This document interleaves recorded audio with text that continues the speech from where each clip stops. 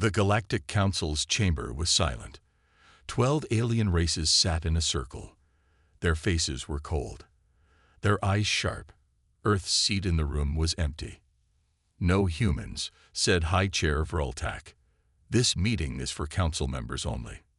One word was spoken again and again: containment. The Zarn from the Black Nebula slammed his 4 hands on the table. Humans grow too fast. Their weapons improve every cycle. Their minds are unpredictable. Their hearts are worse, hissed a Jilari priest.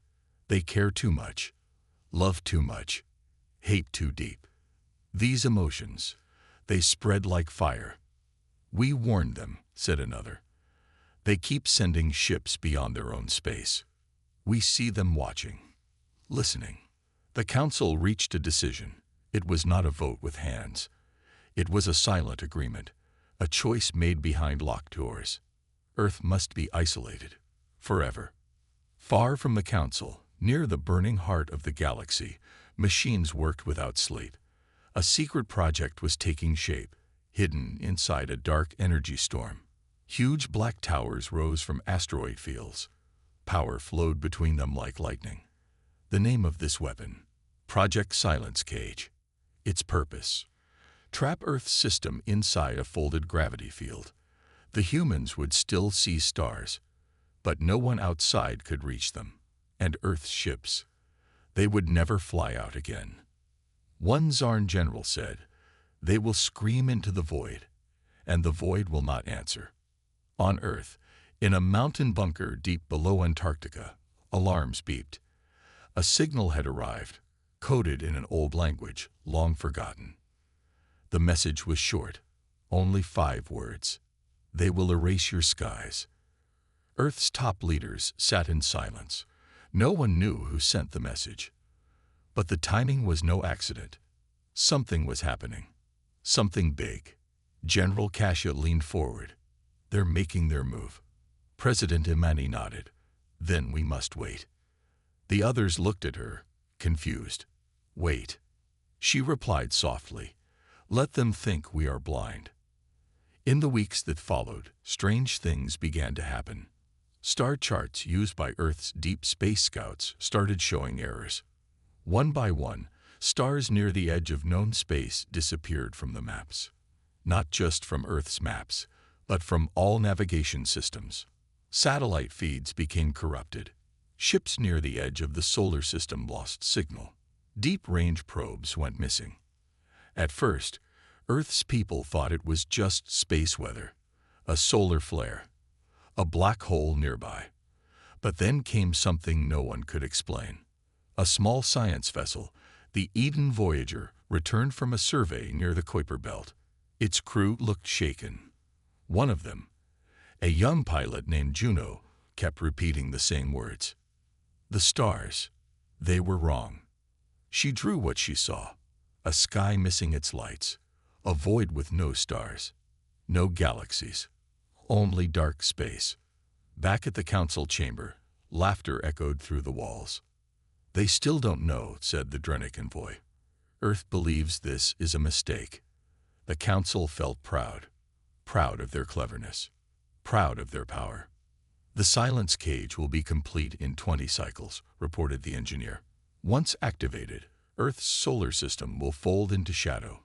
It will look the same from the inside, but to the galaxy, it will be gone." Some felt uneasy. The Nargoth observer, known for wisdom, raised a concern. "What if they find out?" The high chair answered, "They won't." But far away, in the ruins of an old human colony once destroyed by war, a small human ship floated in silence. Its signal was off, its weapons cold, but its cameras were active. Inside, a single man sat watching the council's secret builders. He whispered into a recorder, "They think we don't see, but we do." The file was encrypted, sent in a narrow beam toward Earth. On Earth, the message was received. President Imani stared at the images. The black towers, the energy flow, the silent plan to cage them in darkness. She did not speak. Neither did the others. Then, slowly, she gave the order. "Begin Protocol Ghost." In space, something shifted. A single Earth satellite blinked off and never came back on. But no one noticed, except the stars. The Galactic Council waited. They expected anger, protests, human warships rushing into Council space. But nothing came. No messages, no movements, no threats. Earth was completely silent. Council members sat around their glowing table with confused looks. "Why are they so quiet?" asked the Jalari priest. "They must not know," said the Drenic envoy. "Maybe the silence cage is still hidden from them." "But we sent scouts near their stars," said the Zarn general. "And some didn't return." The room grew still. That silence was now starting to feel wrong. In Council space, new members were joining. One of them was the Auroch, a peaceful species known for their songs and stories. They had never seen a human before. "What are they like?" the Auroch leader asked. An old Varn diplomat looked up slowly. "They are emotional. They laugh at pain. They cry at victory. They protect the weak. They also destroy without warning." Another added, "They smile before they strike." The Auroch stayed quiet after that. Back near Earth, strange reports started coming in from outer colonies. Merchant ships went missing along trade routes that passed close to the Sol system. A large freighter called the Luna Whisper vanished just days from Jupiter's edge. It sent one final message. "Shadow on the stars. It followed us." The Council blamed pirates, old enemies, rogue groups, anything but Earth. But survivors told a different story. They spoke of large shapes moving without engines, ships that were invisible until they were too close. Some said they heard whispers through the radio, whispers in English. One pilot, half mad from fear, said it wasn't pirates. It was like the dark had eyes. The Council grew worried. They sent a scout fleet to watch the edge of human space. Elite ships from 6 races, equipped with the best stealth and sensors. "Stay hidden," the High Chair ordered. "Do not engage, just watch." 3 days passed. The first ship went dark. Its last signal was a quiet buzz, then silence. A second ship vanished next. No alarm, no distress call. Then the third. The fleet commander, a cold-eyed Vark named Drinos, sent one last message to the Council. "We didn't find Earth's fury. It found us first." The transmission ended with static. On a quiet moon orbiting a dead star, the Council met again in panic. "They are striking back. But how? We never attacked them directly." "They know about the silence cage." The High Chair slammed his staff. "No more hiding. Double the guards. Build faster. Earth must not escape." But deep down, fear had already started to grow inside their minds. Because Earth still said nothing. Back on Earth, President Amani stood inside the ghost chamber, an old war room hidden under the Pacific Ocean. She looked at a giant screen. It showed the edges of the Sol system. Dozens of unknown objects floated there. Human ships, silent, invisible, deadly. General Kasia walked in. "We've taken 5 of their scouts, all without firing a shot." Imani nodded. "And the Council? They still think we're in the dark." She smiled faintly. "Let them think that."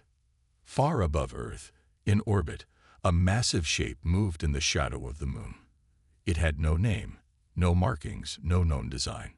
It was not in any Earth records. It didn't exist, on paper. But it watched everything.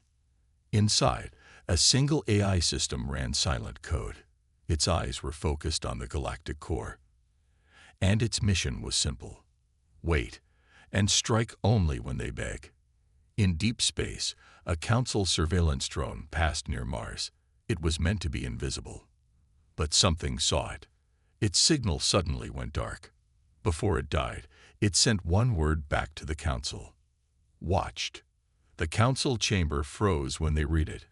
No explosion, no damage, just gone. Now even the bravest Council voices began to shake. Why are they still not talking? Because they are listening. The council was restless. Meetings were now shorter. Fewer voices spoke. Fear sat beside every chair.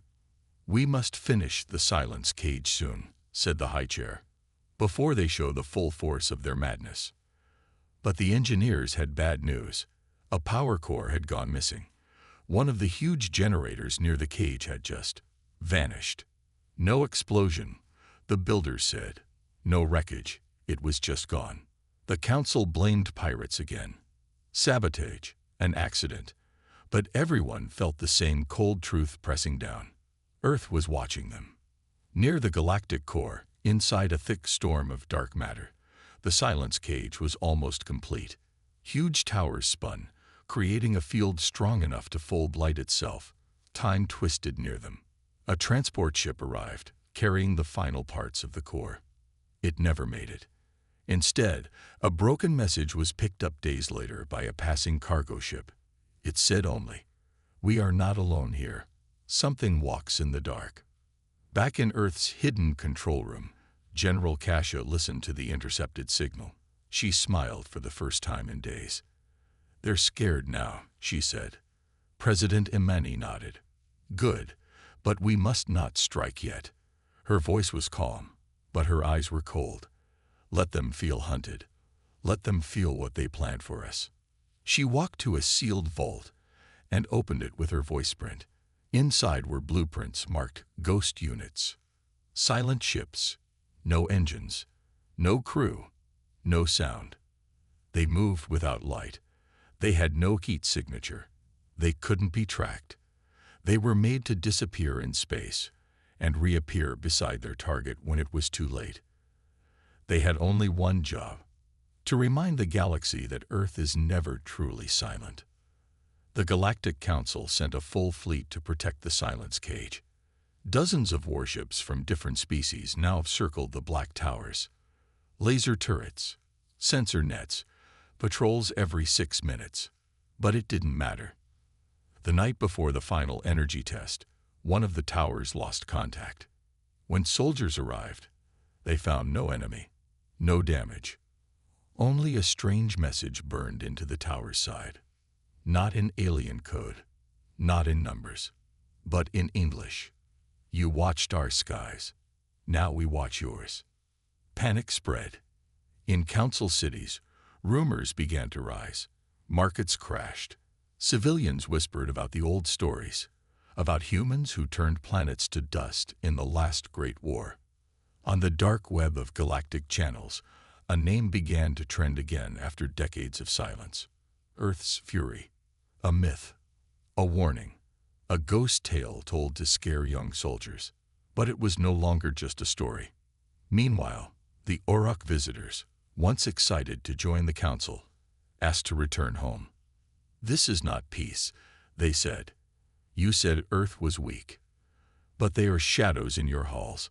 The council tried to calm them. "They have no proof of what we've done."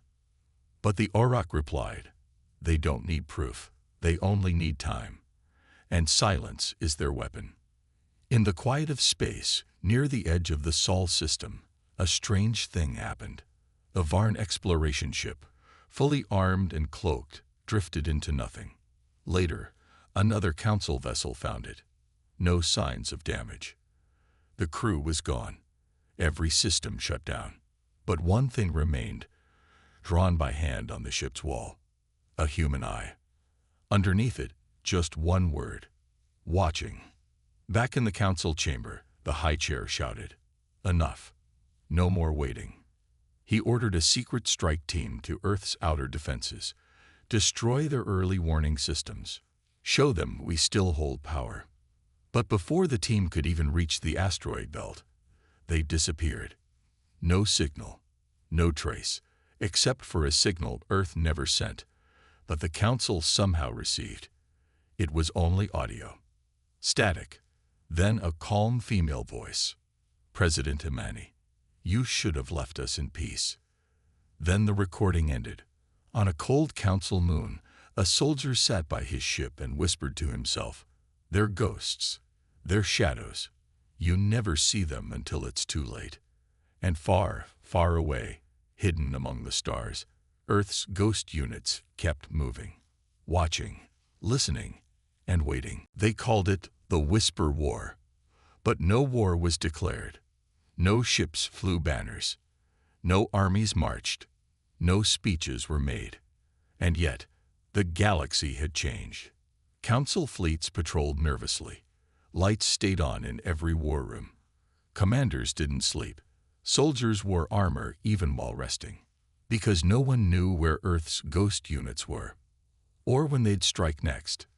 In a mining system controlled by the Drolux species, 3 stations vanished overnight. The Council sent warships to investigate. They found wreckage drifting quietly. No bodies, no black boxes, no power readings. Just 3 strange symbols painted in glowing dust. One was Earth, one was an eye, and one was silence. The Council had no answer. The Drolux demanded justice. They are terrorists. But the truth was simple. There were no records of human ships near the system. No messages, no warnings. It was like the galaxy itself was betraying them. Meanwhile, in a hidden base under Antarctica, Earth's War Command met in the cold. President Imani stood at the head of the table. Behind her was a large screen showing the galaxy map. Red circles blinked. Each one marked a Council loss. "We've taken out 17 of their key assets," said General Kasha, "all without open combat." "Good," Imani said. "They think they still control the stars. But we've already cut their eyes." A young officer raised a question. "Should we speak to them now? Send a warning?" Imani shook her head. "No, not yet. Let their fear grow. Let it speak louder than our voice ever could." The Galactic Council tried everything. They sent probes. They offered false peace talks. They even told the media that Earth was being invited back to the Council. But deep down, they knew. This wasn't diplomacy. This was survival. And Earth was leading the game. In a distant system, a secret Council lab worked on a new weapon, something to trap the ghost units. They called it the Light Net, a field strong enough to lock down any ship that used stealth tech. One night, the lab went dark. No alarms, no gunfire, just silence. When the Council team arrived, they found every scientist asleep, alive, but drugged. The blueprints for the weapon, gone, and burned into the metal wall near the entrance. You build nets, we walk through shadows. Fear turned into madness. Council members stopped trusting each other. Some races left the alliance. Others went into hiding. A few even started to whisper, maybe we were wrong. Maybe we should have talked to Earth. But it was too late, because Earth was not looking for friendship anymore. They were teaching a lesson. One Council ambassador sent a message straight to Earth. It was simple. "What do you want?" They got one word back. "Remember." The next target was the Silent Core, the power source for the Silence Cage. It was buried deep inside a black star system, guarded by 50 warships. But one morning, it stopped responding. The Council rushed ships to investigate. They found the core still spinning, but the main control eye was gone. In its place was a recording. President Imani again. Calm. Cold. "You tried to erase our skies. Now we erase your control." She paused, then added, "We haven't started the war. We're only removing your weapons." A young Jalari captain panicked. "They're everywhere. How do we fight something we can't even see?" An older Drenic admiral looked at him. "You don't fight ghosts," he said. "You survive them, if they let you." On Earth, people lived their lives as normal. There was no panic, no news of war. Children played under the sky. Cities lit up with music. Fields were green and calm. The people didn't know everything, but they trusted their leaders. They knew one thing: no one would ever trap Earth again. In space, ghost units gathered near the final part of the Silence Cage. The mission was simple: end it. Because when the council tried to cage Earth, they didn't understand one thing. You can't cage fire, and you can't silence fury. Far away, near the galactic core, the silence cage stood tall. It was made of dark metal and spinning towers. A strange energy glowed at its heart, cold and quiet. It was almost ready. The cage could bend light. It could trap gravity. It could lock an entire system in darkness. And it was meant for one planet only, Earth. Inside the cage, final tests were being run. Council engineers worked with shaky hands. Soldiers guarded every door. Scanners buzzed every 10 seconds. They feared an attack, but nothing came. Day after day passed. No signals, no signs. The council grew hopeful again. Maybe the humans ran out of time, one admiral said. Maybe they finally know fear. They activated the cage. It worked. A giant field reached out, slowly spreading toward the Sol system. The galaxy watched in silence. On Earth, skies turned red for 3 seconds, then back to blue. Most people didn't notice, but deep under the planet's surface, alarms flashed. In the command room, General Kasha looked at the readings. They've activated it. President Imani didn't speak. She turned toward a large screen. Show me the cage. A black 3D image appeared, shaped like a spider's web stretched across space. Launch phase Omega, Imani said calmly. Let's break their dream. In council space, all was quiet, until ships started vanishing. Not exploding, just disappearing. One every 5 minutes. No warnings, no sounds. Each ship had been guarding the silence cage. By the 5th hour, 13 ships were gone. Commanders screamed into radios. Report, respond, silence. Then came a signal, but not from the council. From Earth, a simple line of text. You tried to erase our skies. Now we erase your shadow. Inside the cage, lights flickered. Engineers panicked. Something was inside. Something was moving between the towers. No life signs, said a technician. No heat, said another. But the system kept glitching. Cables cut themselves. Cameras showed nothing. Then, the main tower exploded from the inside. No missile, no bomb. Just a hole, clean and deep. Inside the metal wall, someone had carved 2 words. Too late. The council sent backup fleets. But the space around the cage was wrong. Gravity bent the wrong way. Signals echoed back in strange whispers. One pilot cried out, "I hear voices." Another shouted, "They're behind us." But there were no ships, no enemy, just the feeling of being watched. Then, the second tower exploded. In just one night, 4 of the 6 cage towers were destroyed. The energy field collapsed. Light returned to the stars. The cage, once the council's proudest weapon, was now floating scrap. The last 2 towers were shut down, and on the side of one, a strange new symbol appeared, a burning earth. The council met in secret again. The high chair looked tired. "We have lost control," he admitted. "They destroyed everything without a single battle." Someone whispered, "They've become what they feared. Silent, precise, unstoppable." Others wanted revenge. "We must strike Earth now, before they strike the council planets." But no one moved, because every time they tried, their ships vanished, their maps glitched, and their soldiers whispered of shadows that walked between stars. Meanwhile, on Earth, no celebrations were held, no victory speeches. President Imani stood before her team. "It's not over," she said. "We didn't do this to win. We did this to remind them." She looked at the stars on the screen. "They tried to cage us. Now we've shown them who we are." In the ruins of the cage, a council rescue team searched for survivors. They found one. A single engineer, shaking and cold.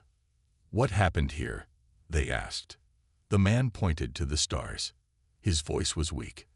They were already inside, before we finished building it. The team looked at him in horror. You mean the humans? He nodded slowly. They were never outside the cage. They were inside it the whole time. Back on Earth, deep underground, the ghost units returned. Their ships silent, their faces calm. No medals, no rest. Only one question remained on the table. What will the Council do now? President Imani gave her answer with a quiet voice. They'll do nothing, because now they understand. You don't provoke Earth's fury. The galaxy was broken. The once mighty Council, the proud rulers of the stars, now shivered in fear. One by one, their fleets had vanished. Their cities, once filled with technology and power, were silent.